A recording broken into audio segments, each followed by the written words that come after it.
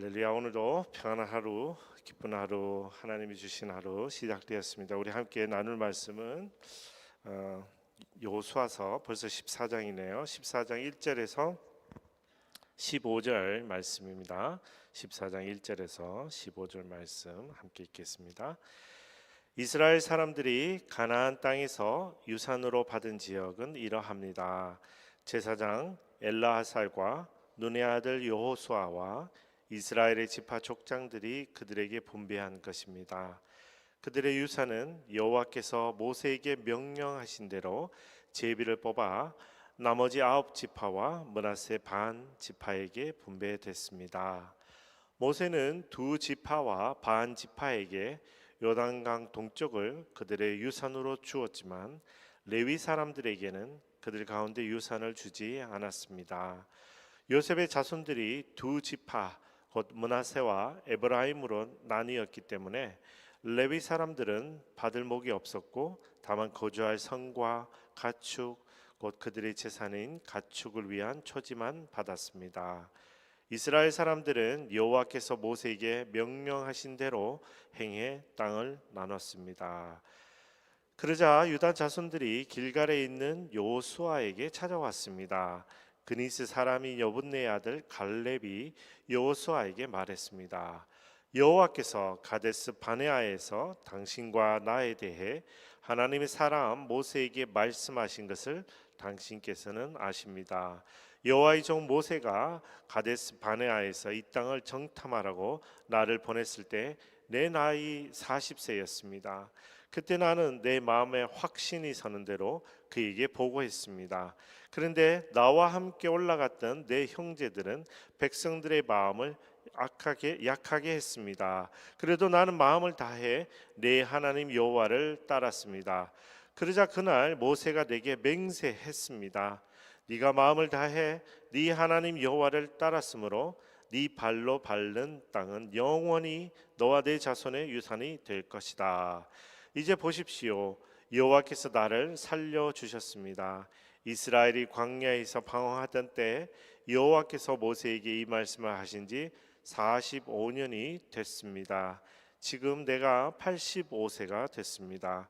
모세가 나를 보냈던 때처럼 나는 아직도 강건하고 내가 그때와 마찬가지로 전쟁에 드나드는데 기력이 왕성합니다.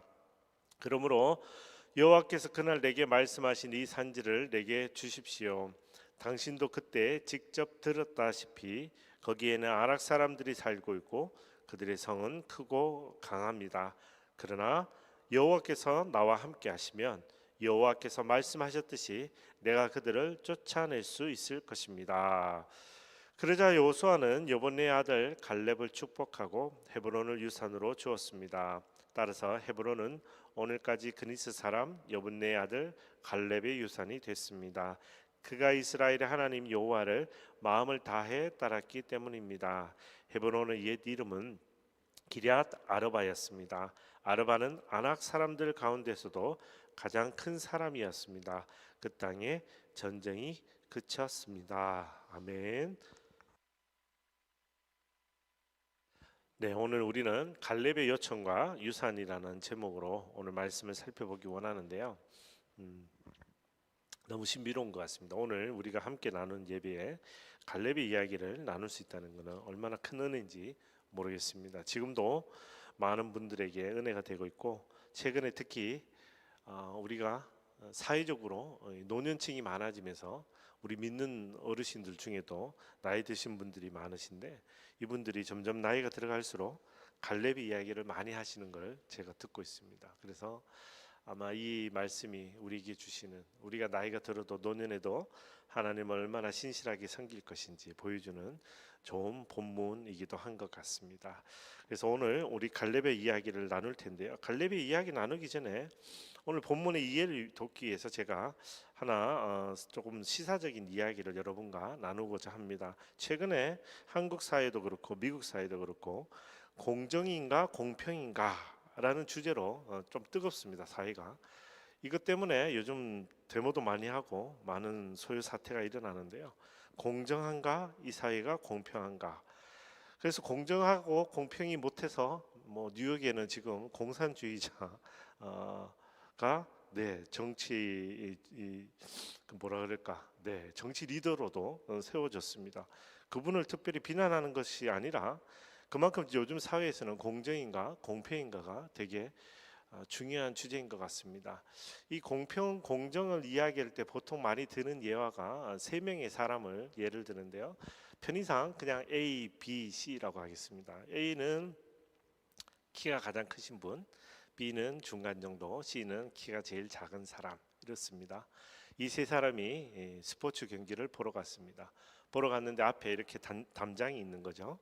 담장이 있으니까 A는 키가 크기 때문에 아무 문제가 없습니다. 보는데 B는 보일락 말락합니다. C는 키가 작아서 이 담장 때문에 스포츠 경기가 보이지 않는 거죠. 야구 경기를 볼 수가 없습니다. 자, 그러면 공정한 대우와 공평한 대우라고 할 때 먼저 공평한 대우를 하면 모든 이 세 사람의 A, B, C 세 사람에게 요만한 박스 오를 수 있는 사다리 같은 박스를 다 제공하는 거죠. 다 제공하는 겁니다. A든 B든 C든. 그러면 A는 키가 큰데 그걸 밟고 올라서면 더 올라가겠죠. B는 뭐 어차피 보이던 거니까. 근데 C는 이미 작아서 그걸 받쳐도 올라가지가 않는 거죠. 보이지 않는 거죠. 세 명에게 공평하게 이 사다리 같은 박스를 제공해도 A, B, C의 보는 관점의 차이는 이미 해소되지 않는 거죠. 근데 공정한 사회가 되면 A에게 줬던 이 박스를 뺏어서 C에게 주는 거죠. 그러면 A는 이미 키가 크니까 박스가 없어도 잘 보이잖아요. 근데 C는 키가 작았지만 박스가 한 개가 아니라 두 개가 생겼으니까 B보다도 오히려 잘 보이는 위치가 됩니다. 이런 세상을 공정한 세상이라고 이야기합니다. 자, 그런데 이 공평과 공정의 사회적 잣대를 성경에다 들이대고 성경을 이야기하는, 하나님을 이야기하는 풍조도 많이 생겨났습니다. 뭐 최근에는 이제 전쟁도 일어나고 하니까, 만약 그렇다면 하나님은, 특별히 구약의 하나님, 공정하십니까? 공평하십니까? 우리는 노래할 때도 두 개 혼용해서 씁니다만, 결론부터 말씀드리면 하나님은 인간의 잣대로 판단할 수가 없습니다. 성경 읽어보면 어떤 때는 하나님이 공정한 것 같기도 하고, 어떤 때는 공평한 것 같기도 하고, 어떤 때는 차별하기도 합니다. 누구에게 특혜를 주기도 하죠. 오늘 대표적인 사람이 갈렙인데요. 갈렙이 어떻게 보면 특혜를 받기도 합니다. 어쨌든 하나님은 다양한 모습을 성경에 우리에게 보여주시는데, 우리는 어떤 특정한 모습을 보고 이분을 공평하다 혹은 공정하다 혹은 차별하신다라고 판단하기도 합니다. 예를 들어서 오늘 본문에 모세가 요단강 동편에 므낫세 반지파와 르우벤 지파 갓 지파에게 땅을 줄 때는 그냥 나눠줍니다. 제비뽑기가 없죠. 근데 요단강 서쪽을 넘어와서 여호수아가 지파에게 아홉 지파와 므낫세 반지파에게 땅을 나눠줄 때는 제비뽑기를 합니다. 그리고 오늘 본문 하반부에 특별히 우리가 묵상하고자 하는 갈렙, 이 갈렙의 요구에 대해서는 어떻게 보면 특혜를 제공하고 있습니다. 그렇다고 해서 하나님이 그러면 공평하고 공정하고 혹은 어떤 때는 차별했으니 이랬다 저랬다 하는 분이냐? 그렇게 보기도 어렵습니다. 아까 제가 말씀드렸지만 성경은 분명히 그렇게 편향되어서 하나님을 묘사하지 않습니다. 가장 대표적인 증거가 우리죠. 우리가 구원받았다고 이야기하는 때, 각 사람이 다 구원받았다고 이야기할 때 우리가 구원받을 자격이나 있었습니까? 구원받을 자격이 없었지만 하나님이 각 사람을 다 구원을 선물로 주신 겁니다. 그럼 이게 특혜를 준 건지 공정하게 혹은 공평하게 하신 것인지 우리는 판단하기 어려운 거죠. 그래서 로마서에 보면 바울이 로마 교회에 보낸 편지에 이렇게 이야기해요. 로마서 11장 33절 말씀인데요. 깊도다 하나님의 부여와 지혜와 지식이여 그분의 판단은 헤아릴 수 없으며 그분의 길은 찾아낼 수 없도다. 아멘. 그래서 우리가 성경을 묵상할 때, 특별히 큐티 할 때는 하나님을 우리의 기준으로 재단하기보다는 있는 그대로 받아들이고 묵상하고 적용하는 것이 굉장히 중요합니다. 그래서 오늘 이것을 기억하고 여호수아가 들려주는 하나님 말씀에 귀 기울여 보겠습니다. 자, 1절 2절만 다시 읽겠습니다. 이스라엘 사람들이 가나안 땅에서 유산으로 받은 지역은 이러합니다. 제사장 엘르아살과 눈의 아들 여호수아와 이스라엘의 지파 족장들이 그들에게 분배한 것입니다. 그들의 유산은 여호와께서 모세에게 명령하신 대로 제비를 뽑아 나머지 9지파와 므낫세 반 지파에게 분배됐습니다. 아멘. 자, 1절에 가나안 땅이라고 이야기하는 것은 요단강 동편 서편 나눠 볼 때 서편을 이야기합니다. 요단강 서편에서부터 지중해까지죠. 지난 수요일날 우리가 함께 읽었던 민수기 13장에 따르면 하나님이 정탐꾼 12명을 보냈었습니다. 약속의 땅으로 다녀와라, 40일 동안 다녀와라 했던 그 땅을 보면 가나안 땅의 경계가 드러나는데요. 조금 더 구체적으로 읽어보면 민수기 34장에 가면 나옵니다. 남쪽은 에돔 경계를 따라 놓여있는 신광야요, 서쪽은 지중해 해안이요, 북쪽은 지중해부터 호르산을 지나 하날 에산에 이르고 동쪽은 요단강에서 사해 주변까지다라고 하나님이 구체적으로 말씀하시는 구역입니다. 그러니 실은 우리가 이야기하는 약속의 땅은 요단강 동편이 아니고 요단강 서편이죠. 요단강 서편 쪽입니다. 그래서 하나님이 약속의 땅으로 주신 곳은 제비뽑기로 배분하게 됩니다. 그래서 제사장 엘르아살, 눈의 아들 여호수아, 이스라엘 지파 족장들, 이 사람들은 리더죠. 근데 리더들이 땅을 분배한 것 같지만 결국은 하나님의 뜻에 따라 제비뽑기로 땅을 배분합니다. 자, 하나님의 뜻에 따라 배분했기 때문에 레위 지파는 유산을 못 받습니다.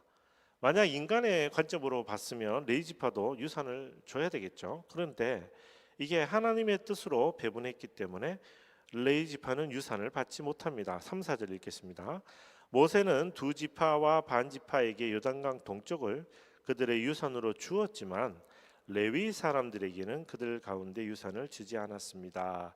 요셉의 자손들이 두 지파 곧 므낫세와 에브라임으로 나눠 있기 때문에 레위 사람들은 받을 목이 없었고 다만 고자할 성과 가축 곧 그들의 재산인 가축을 위한 조지만 받았습니다. 아멘. 자, 요셉까지는 12아들이죠. 12지파입니다. 근데 요셉의 아들은 원래 12지파가 아닙니다. 아닌데 야곱이 예언을 할 때 두 지파로 나눠줍니다. 그래서 므낫세와 에브라임이 지파가 되죠. 특별히 므낫세는 엄청난 큰, 굉장히 큰 민족이 됩니다. 자, 이렇게 12지파를 이야기할 때 레위를 빼고 성경을 이야기하는데, 만약 사람들이 이야기하듯이 공정한 하나님, 공평한 하나님 이러면 레위도 마땅히 유산을 줘야 되죠. 근데 하나님은 레위 지파만 콕 집어서 제외하십니다. 그럼 왜 제외하셨느냐? 아까 말씀드린 것처럼 하나님이 직접 레위 지파를 택하셨기 때문에 하나님이 뜻대로 분배하면서 레위를 제외합니다. 이게 민수기 18장 20절에서 24절까지 있는데요. 제가 읽어드릴게요. 여호와께서 아론에게 말씀하셨습니다. 너는 그들의 땅에서 유산이 없고 그들 가운데 어떤 목도 없을 것이다. 왜냐하면 내가 이스라엘 백성들 가운데서 네 몫이고 네 유산이기 때문이다. 내가 레위 사람들에게는 이스라엘의 모든 11조를 그들에게 유산으로 주니 회막을 섬기는 것에 대한 보상이다. 이제부터 이스라엘 자손은 회막 가까이 나와서는 안 된다. 그렇지 않으면 그들이 그 죄의 결과를 감당하게 돼 죽게 될 것이다. 오직 레위 사람들만이 회막에서 일하고 회막에 대한 죄를 짊어져야 한다. 이것은 대대로 계속돼야 할 율례다. 그들은 이스라엘 백성들 가운데서 유산이 없을 것이다. 그 대신 내가 레위 사람들에게 이스라엘 백성들이 여호와께 예물로 바치는 11조를 그 유산으로 준다. 내가 그들은 이스라엘 백성들 가운데서 유산이 없을 것이다 라고 말한 것은 이 때문이다. 아멘. 한국의 어느 유명한 설교자분이신데요, 그분이 이런 말씀을 하시더라고. 이제 더 이상 현대사회에 레위 지파는 없으니 레위 지파의 몫이던 11조는 더 이상 바치지 않아도 된다. 그렇게 설교하시는 거 보고 제가 깜짝 놀랐는데, 네. 이게 문맥적으로는 네, 그렇게 이해할 수도 있습니다. 이게 해석학적인 분석인데요. 근데 그 설교자분이 알고 계실 텐데도 왜 굳이 놓치신 건지는 모르겠지만 11조는 레이지파에게 바친 게 아니라 하나님께 바쳤는데 하나님이 레이지파에게 주신 거죠. 그러니까 11조는 하나님께 바친 거죠. 레이지파에게 바친 게 아니지 않습니까? 하나님께 바쳤죠. 하나님이 그 대신 레이지파를 유업으로 삼으셔서 내 몫을, 그러니까 하나님 몫을 나눠 주신 것에 불과한 거지. 11조는 결코 레이지파에게 바친 게 아닙니다. 그러니까 11조를 비롯한 헌금도 여러분 마음대로 하십시오 이렇게 설교하시던데, 네, 수많은 성도들이 그 댓글을 보면 엄청나거든요. 조회수가, 유튜브가. 근데 왜 그렇게 설교하시는지를 잘 모르겠어요. 그러나 성경은 분명히 얘기합니다. 레위 지파가 하나님의 유업을 받은 이유는 이렇게 몫을 떼서 하나님이 회막에 섬기는 것에 대한 하나님이 주신 것이지, 우리가 생각할 때 하나님이 주셨으니까 나는 안 줘도 되겠지, 이게 아니라는 거죠. 그런 관점으로 전혀 볼 수 없는 것입니다. 그럼 만약 그렇게 굳이 판단한다면 아까 제가 얘기했던 것처럼 우리가 하나님을 공정하시냐, 공평하시냐, 차별하시냐, 뭐 특혜하시냐 이렇게 하나님을 자꾸 재단하는 그런 형식이 되는 것 같습니다. 그래서 우리가 헌금을 드리고 예물을 드릴 때는 하나님께 드리는 거죠. 하나님께 감사해서 드리는 겁니다. 그래서 감사로 예물 드림을 망설이지 않는 여러분 되기를 축복합니다. 이제 5절 읽겠습니다. 5절에 그래서 이스라엘 사람들은 여호와께서 모세에게 명령하신 대로 행해 땅을 나눴습니다. 아멘. 여호수아가 가나안 서쪽 땅을 나눈 것은 하나님이 명령하신 대로 나눈 것입니다. 사실 이 짧은 문장, 5절 짧은 문장 안에는 가나안 정복기의 모든 과정이 함축되어 있는 것이죠. 하나님이 약속하신 대로 그 땅을 차지하게 하셨고, 하나님이 약속하신 대로 그 땅을 나눕니다. 그리고 물론 오늘 본문 마지막 절에 보면 쉼을 주셨다라고 하는데, 네, 그곳에서 안식을 취하게 하신 것이죠. 그래서 이 모든 것은 하나님이 뜻하신 대로 하나님께서 행하신 것입니다. 우리 스노든 공동체도 처음 이것에 둥지를 둔 이후에 우리 마음대로 뭘 한 것 같지만 실은 모든 것은 하나님의 뜻 가운데 있었고, 모든 것은 하나님이 하신 것임을 우리가 깨닫고 감사하는 우리가 되기를 축복합니다. 이제 갈렙의 이야기로 넘어가 보겠습니다. 6절에서 9절인데요. 먼저 그러자 유다 자손들이 길갈에 있는 여호수아에게 찾아갔습니다. 그니스 사람인 여분네의 아들 갈렙이 여호수아에게 말했습니다. 여호와께서 가데스 바네아에서 당신과 나에 대해 하나님의 사람 모세에게 말씀하신 것을 당신께서는 아십니다. 여기 당신은 여호수아죠. 여호와의 종 모세가 가데스 바네아에서 이 땅을 정탐하라고 나를 보냈을 때 내 나이가 40세였습니다. 그때 나는 내 마음을 확신이 서는 대로 그에게 보고했습니다. 그런데 나와 함께 올라갔던 내 형제들 나머지 10명이죠. 백성들의 마음을 약하게 했습니다. 그래도 나는 마음을 다해 내 하나님 여호와를 따랐습니다. 그러자 그날 모세가 내게 맹세했습니다. 네가 마음을 다해 네 하나님 여호와를 따랐으므로 네 발로 밟는 땅은 영원히 너와 내 자손의 유산이 될 것이다. 아멘. 엄청난 놀라운 믿음의 고백이고 믿음의 축복입니다. 이 본문을 우리가 조금 더 잘 이해하기 위해서는 갈렙이 누군지를 알아야 됩니다. 첫 번째, 갈렙은 이방인입니다. 이방인 출신입니다. 그의 아버지 여분네가 그니스 사람이라고 했잖아요. 이 그니스는 야곱의 형이 에서를 시조로 하는 에돔 사람입니다. 근데 어떻게 아들 때에 와서 유대 지파의 족장이 됐는지는 성경은 말하지는 않는데요. 정탐꾼이 12명이 뽑아졌을 때 그 12명은 그 지파의 리더였습니다. 리더. 그러니까 여분네의 아들 이 갈렙은 유다 지파의 리더로서 정탐꾼으로 선발된 겁니다. 비록 이방인 출신이지만 유다 지파의 족장으로 인정받았던 사람입니다. 여러분, 유대인이 얼마나 폐쇄적입니까, 그죠? 그 폐쇄적인 유대인이 이 그니스, 그러니까 에돔 사람 출신인 갈렙을 자신의 리더로 인정했다는 겁니다. 더 재밌는 것은 갈렙이라는 이름 뜻이요, 이 갈렙이라고 우리가 읽잖아요. 근데 이게 켈레브에서, 히브리어 켈레브에서 유래한 건데, 켈레브의 뜻이 뭐냐면 개입니다, 개. 그래서 갈렙의 이름이 실은 개에서 온 겁니다. 개라고 읽어도 무방합니다. 그러니까 어떻게 보면 유대인의 그 뭐랄까 차별적인 느낌이 많이 듭니다. 예수님이 우리 수로보니게 여인 만났을 때 강아지 이야기 하시잖아요. 그런 관점으로 본 겁니다. 그래서 어떻게 보면 부정적인 의미도 있는데 또 한편으로는 갈렙은 개처럼 충실하고 강직하게 하나님을 따랐던 그런 긍정적인 의미도 있습니다. 자, 그래서 갈렙은 이방인 출신입니다. 두 번째, 갈렙은 나를 온 마음으로 따랐다라고 하나님이 인정하신 성경에 그 인물이 4명이 나오는데요. 하나님이 직접 묘사하신 사람, 하나님이 직접 이렇게 얘기하세요. 갈렙 여호수아를 나를 온 마음으로 따른 사람으로 인정하시는 사람, 그 중에 한 사람이 갈렙입니다. 성경에 4사람 나옵니다. 갈렙, 여호수아, 그리고 다윗. 또 한 사람 누구겠습니까? 네, 다윗의 후손인 예수 그리스도입니다. 유다 지파에서 무려 3사람이나 그죠? 하나님이 말씀하세요.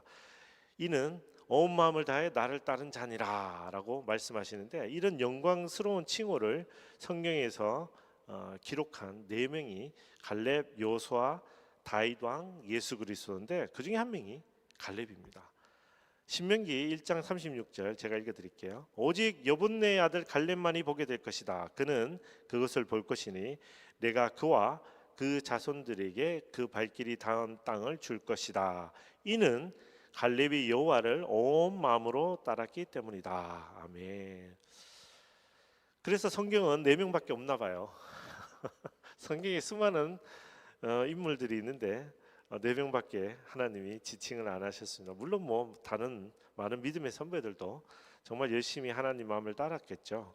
그래서 저도 그렇게 생각해요. 우리가 천국 문 앞에 이르렀을 때 네가 나를 온 마음으로 따랐구나라고 하나님이 말씀해 주셨으면 얼마나 좋을까 그런 생각을 많이 합니다. 제가 이렇게 큐티 준비하고 설교 준비할 때마다 우리 공동체, 우리 형제 자매님들도 천국 문에 이르렀을 때 하나님이 네가 나를 온 마음으로 따랐구나라고 칭찬하셨으면 좋겠습니다. 세상에서 노벨상 받으면 뭐합니까? 그죠? 솔직한 말로 세상에서 뭐 선교사, 목사, 장로, 집사 아니면 새롭게 하소서 간증 집회 나오고 그랬다고 해서 뭐가 달라지겠습니까? 제일 마지막에 가장 중요한 것은 마지막에 천국 문에 섰을 때 하나님께 이렇게 칭찬 듣는 것이 가장 좋은 칭찬이 아닐까 생각합니다. 그래서 저도 우리 형제 자매님들이 이런 목표, 이런 목적을 가지고 인생을 살았으면 어떨까라고 늘 생각합니다. 이제 갈렙의 요청을 들어볼까요? 갈렙이 이렇게 10절에서 12절에 이야기하죠. 이제 보십시오. 여호와께서 나를 살려주셨습니다. 이스라엘이 광야에서 방황하던 때 여호와께서 모세에게 이 말씀하신 지 45년이 됐습니다. 내가 지금 85세가 됐습니다. 모세가 나를 보냈던 때처럼 나는 아직도 강건하고 내가 그때와 마찬가지로 전쟁에 드나드는데 기력이 왕성합니다. 그러므로 여호와께서 그날 내게 말씀하신 이 산지를 내게 주십시오. 당신도 그때 직접 들었다시피 거기에는 아낙 사람들이 살고 있고 그들의 성은 크고 강합니다. 그러나 여호와께서 나와 함께시면 여호와께서 말씀하셨듯이 내가 그들을 쫓아낼 수 있을 것입니다. 아멘. 우리가 꼭 기억하셔야 되는 것은 광야에서 모세가 이 이야기를 했을 때 이 이야기를 듣고 살아남은 사람은 단 2명밖에 없습니다. 그죠? 네, 갈렙과 여호수아입니다. 그러니까 이 이야기를 갈렙이 여호수아에게만 할 수 있는 거예요. 다른 사람은 모릅니다, 이게. 그죠? 1세대는 다 죽었습니다. 살아남은 사람이 여호수아와 갈렙밖에 없으니까 모세가 한 이야기를 들었던. 그러니까 지금 갈렙이 여호수아를 찾아와서 여호수아에게 이야기하는 겁니다. 그러면서 이 9지파와 므낫세 반지파가 이 나눈 땅, 이 땅 외에 자신의 몫으로 하나님 앞에 요청합니다. 그런데 우리가 자칫 잘못 들으면 갈렙이 특혜를 달라고 이야기하는 것처럼 들릴 수 있지만 갈렙은 하나님이 약속하셨던 걸 기억하는 거예요. 기억하는 사람이 지금 2사람밖에 없지만 하나님이 그때 말씀하셨던 걸 기억하고 그 뜻을 이루기 위해서 찾아온 거죠. 실은 어떻게 보면 갈렙은 하나님의 뜻을 순종하고 실행하기 위해서 이 자리에 왔던 겁니다. 그 옛날에 들었던 사람 2사람밖에 안 남았는데 그 땅을 내가 차지하겠습니다. 그러면서 갈렙이 땅을 달라고 하던 그 땅이 어떤 땅입니까? 네, 가장 힘든 땅이죠. 13절 15절 읽겠습니다. 그러자 여호수아는 여분네의 아들 갈렙을 축복하고 헤브론을 유산으로 주었습니다. 헤브론이 어떤 땅입니까? 따라서 헤브론은 오늘까지 그니스 사람 여분네의 아들 갈렙이 유산이 됐습니다. 그가 이스라엘의 하나님 여호와를 마음을 다해 따랐기 때문입니다. 헤브론의 옛 이름은 기럇 아르바였습니다. 아르바라는 뜻은 아낙 사람들 가운데서도 가장 큰 사람이었습니다. 그 땅에 전쟁이 그쳤습니다. 아멘. 아낙 사람들 기억나시죠? 아낙 사람들 보고 다들 좌절해가지고 우리 도저히 저 땅에 들어가면 안 돼요라고 10명의 정탐꾼들이 이야기하는 바람에 모든 이스라엘 백성들이 반역했습니다. 그래서 다 죽었습니다. 근데 그 아낙 사람들 중에서도 가장 큰 사람이 지은 성, 그 언덕에 있는 헤브론 성을 갈렙이 달라고 이야기한 겁니다.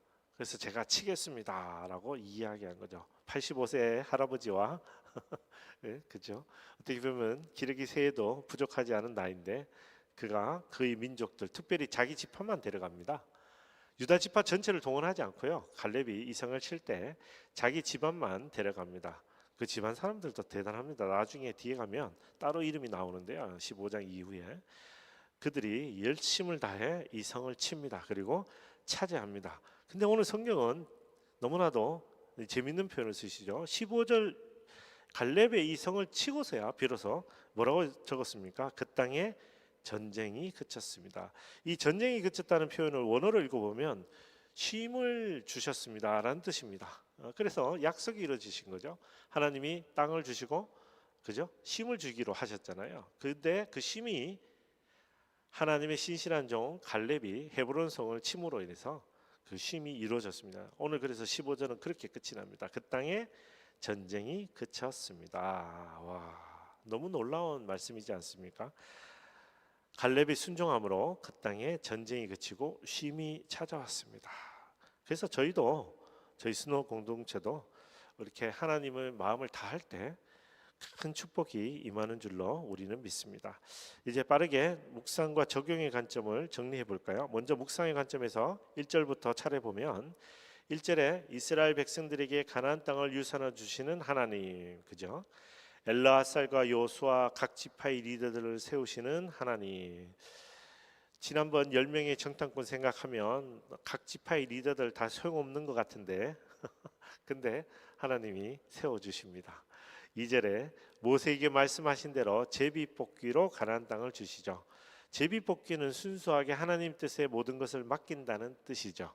그래서 하나님이 전적으로 책임지고 땅을 분배해 주십니다. 나중에 지도를 보면 놀라울 정도로 각 지파에 잘 맞게 땅을 주세요. 3절에 모세를 통해 가나안 동쪽은 므낫세 반지파와 갓 지파와 르우벤 지파에게 유산을 주십니다. 안 주셔도 됩니다. 실은 이게 가나안 동쪽은 하나님이 주시기로 한 땅이 아니었거든요.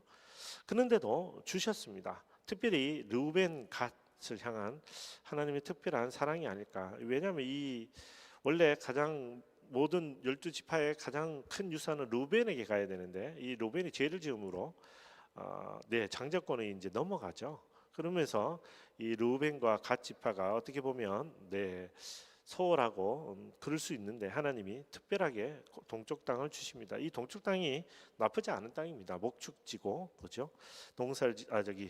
목축업을 하기에 좋은 땅이어서 특별히 므낫세 지파에게 이것도 반 지파에게 준 땅을 보면 지도가 엄청 큽니다. 그래서 많은 땅을 주셨습니다. 4절에 레위 지파는 특별히 유산을 하나님이 어떻게 주셨죠? 내가 너희의 유산이다, 기업이다라고 말씀하십니다. 할렐루야. 하나님의 유산을 받은 레위 지파.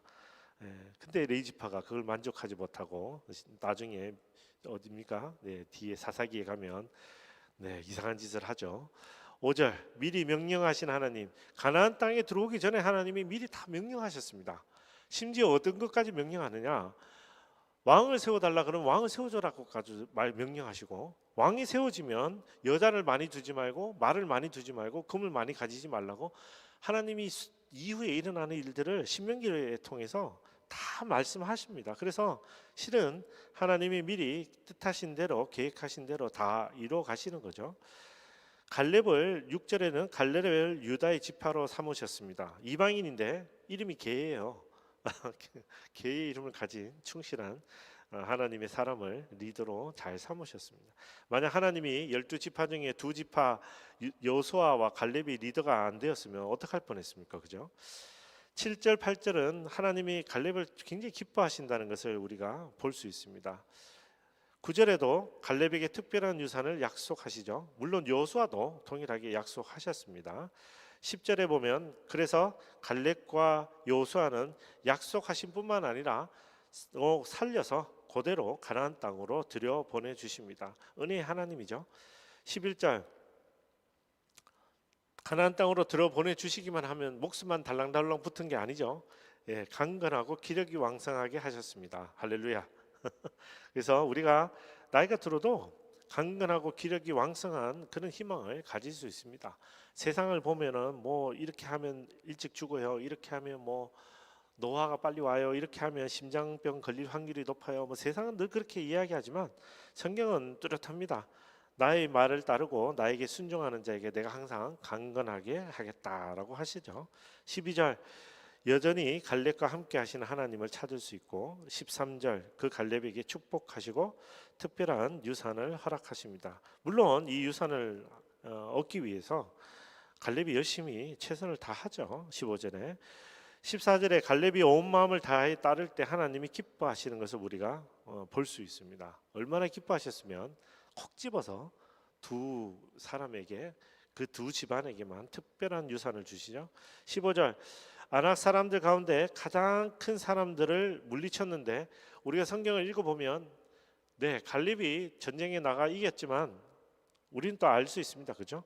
갈렙이 그렇게 전쟁에서 승리하게 하신 것은 네 하나님이시죠. 자 이렇게 묵상한 것을 우리 삶에는 어떻게 적용하겠습니까? 1절에서 3절은 약속을 지키는 하나님을 우리 오늘 깨달았으면 좋겠습니다. 저에게 약속하신 우리에게 약속하신 것도 하나님이 반드시 지키실 것입니다. 4절 예수 그리스도가 우리의 유산이요 기업임을 우리가 기뻐했으면 좋겠습니다. 우리는 더 이상 가나안 땅도 없고 약속의 땅도 없는 민족인 것 같지만 그렇지 않습니다. 이제는 더 이상 눈에 보이는 땅이 아니라 예수 그리스도를 우리에게 유산으로 기업으로 주시겠다고 말씀하셨거든요. 5절 뜻하신 대로 행하시는 하나님이 우리 하나님이심을 우리가 감사했으면 좋겠습니다. 왜냐하면 그분의 뜻은 항상 선하기 때문입니다. 그분의 뜻은 잘못이나 뭐 그게 아니라 하나님 생각해 보십시오. 내가 왕인데 하나님이 스스로 왕이셨는데 하나님을 거부하고 또 왕을 세워달라 그러면 세워주라고 얘기하세요. 끊임없이 우리의 그 악한 행실에도 불구하고 끊임없이 우리를 품으시고 이해하려고 애쓰시는 그런 모습까지 우리가 성경에서 찾을 수 있습니다. 그래서 그분의 뜻은 선하다. 6절에서 15절은 우리가 전체로 아울러서 보면 갈렙처럼 우리도 천국 가서 하나님 앞에 온 마음을 다해 하나님을 따른 자로 그렇게 인정받았으면 칭찬받았으면 좋겠습니다. 그런 목적을 가지고 이 땅을 살았으면 좋겠습니다. 우리가 이 땅을 살 때 우리의 목적이 세상에 인정받고 세상의 평가에 연연하는 것이 아니라 하나님에게 인정받는 삶. 하나님에게 인정받으면 성경은 분명히 두 가지 축복을 약속하셨습니다. 이 땅에서도 복을 받을 것이요 천국에서도 영생을 받을 것이요 라고 성경은 분명히 그렇게 말씀하셨습니다. 그래서 갈렙도 이 땅에서 축복을 받았습니다. 여호수아도 이 땅에서 축복을 받았고요. 많은 믿음의 선배들이 이 땅에서 많은 축복을 누립니다. 우리도 이 땅에서 하나님을 온 마음에 다룰 때 하나님의 큰 축복을 누릴 수 있음을 확신하는 우리가 되었으면 좋겠습니다. 갈렙에게 은혜의 하나님이신 것처럼 우리도 은혜의 하나님을 바라보고 기뻐했으면 좋겠습니다. 그리고 마지막으로 오늘 갈렙처럼 온 마음을 다해 따라야 할 하나님의 말씀이 무엇인지 우리가 오늘 좀 돌이켜봤으면 좋겠습니다. 나는 하나님을 적극적으로 순종하는 자인지, 나는 내 삶에 주신 하나님의 말씀을 붙들고 있는 것인지, 특별히 매일같이 말씀을 읽을 때마다 나는 하나님의 뜻을 구하고 있는지, 혹은 내가 먼저 하나님에게 자꾸 이거 달라 저거 달라라고 이야기하고 있는 것인지, 아니면 정말 하나님의 뜻이 무엇인지 찾고 있는 것인지. 왜냐하면 우리가 하나님의 뜻을 구할 때 우리가 구하는 것이 그대로 하나님 뜻대로 이루어진다고 성경은 말하기 때문입니다. 그래서 우리 삶과 우리 삶에 살아가는 모든 것들이 하나님의 뜻 가운데 있을 때 우리 가운데 풍성한 축복을 누릴 수 있는 줄로 믿습니다. 그러나 하나님 섬기는 우리 되기를 축복합니다. 아멘.